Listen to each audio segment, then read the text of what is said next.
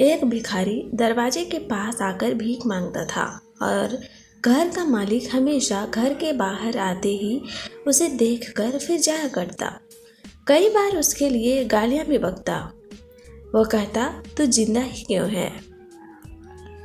पूरी जिंदगी ऐसे ही भीख मांगेगा क्या? धरती का बोझ क्यों बना बैठा है? और कभी कभी उस भिखारी को गुस्से में वह धक्का भी मार दिया करता था। इतना कुछ हो जाने के बावजूद अधिकारी के मुंह से सिर्फ यही निकलता कि भगवान तुम्हारे पापों को माफ करे। एक बार सेठ को धंधे में बड़ा नुकसान होने की खबर मिली। सेठ बहुत परेशान था। तभी वह उसके दरवाजे पर भिखारी आया। गुस्से में अपना आपा खोते हुए सेठ ने उस भिखारी को पत्थर दे मारा। पत्थर लगने के कारण भिखारी का सर फूट गया और उसके सर से खून बहने लगा। फिर भी दर्द से कराहते हुए भिखारी ने इतना ही कहा, भगवान तुम्हारे पाप को माफ करे।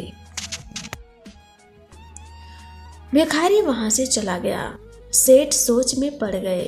भिखारी को पत्थर मारा, फिर भी उसने सिर्फ प्रार्थना की। सेठ का गुस्सा शांत हुआ।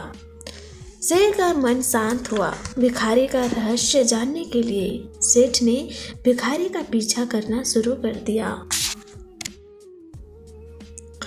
भिखारी जहां जहां जाता सेठ उसके पीछे पीछे जाता। सेठ ने देखा कि कोई उसको खाना देता, कोई उसको मारता, कोई अपमानित करता तो कोई गाली देता। लोग भिखारी के साथ चाहे जैसा व्यवहार करते, लेकिन भिखारी उसके लिए एक भी प्रार्थना नहीं करता। वह हमेशा भगवान को बोलता उसके पापों को दूर करे। अब रात होने को आई थी। भिखारी अपने घर जाने के लिए लौटा। वह अपने घर पहुंच गया, लेकिन सेठ अब भी उसका पीछा कर ही रहा था। एक पुरानी टूटी हुई खटिया पर एक बूढ़ी औरत लेटी हुई थी। काफी कमजोर और बीमार लग रही थी। वह भिखारी की पत्नी थी।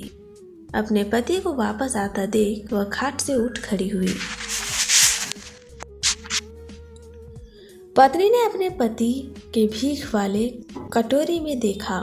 उसमें सिर्फ आधी बासी रोटी थी। उसे देखकर वह बोली, आज बस इतना ही मिला, और हाँ, आपके सिर से खून निकल रहा है। ये चोट कैसे लगी? बूढ़ा भिखारी बोला, आज बस इतना ही मिला। किसी ने कुछ दिया ही नहीं। सबने गालियां दी और एक नए तो पत्थर भी फेंका, इसलिए मेरा सर फूट गया। एक गहरी ठंडी सांस लेकर बूढ़ा भिखारी फिर से बोला, यह मेरे ही पापों का फल है। तुम्हें याद है कुछ सालों पहले हम कितने अमीर थे? क्या कुछ नहीं था हमारे पास। हमारे पास हर चीज की जरूरत से ज्यादा थी, लेकिन हमने कभी दान नहीं दिया। और उससे भी बुरा हमने उस अंधे भिखारी के साथ किया जो हमारे द्वारा पर आकर भीख मांगने आया था। बूढ़ी पत्नी की आंखों में आंसू आ गए। वह बोली, हाँ, हम उस बेचारे अंधे के साथ बहुत बुरा करते थे।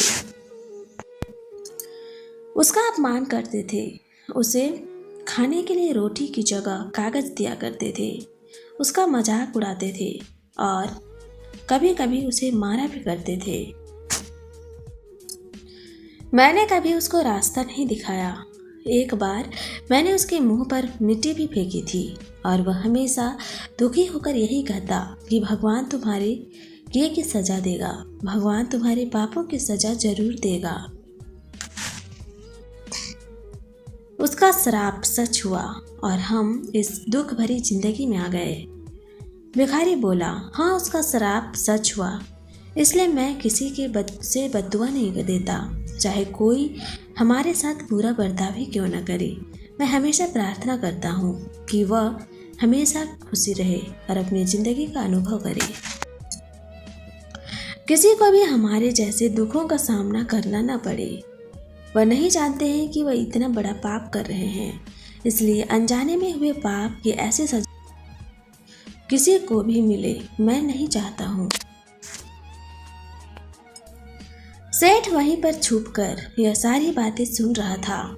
अब उसे सब कुछ समझ में आ गया था। भिखारी और उसकी पत्नी ने वह आधी रोटी मिल बांटकर खाए और भगवान को धन्यवाद बोलकर सो गए। अगले दिन बड़ा भिखारी फिर से भीख मांगने गया सेठ के घर के पास।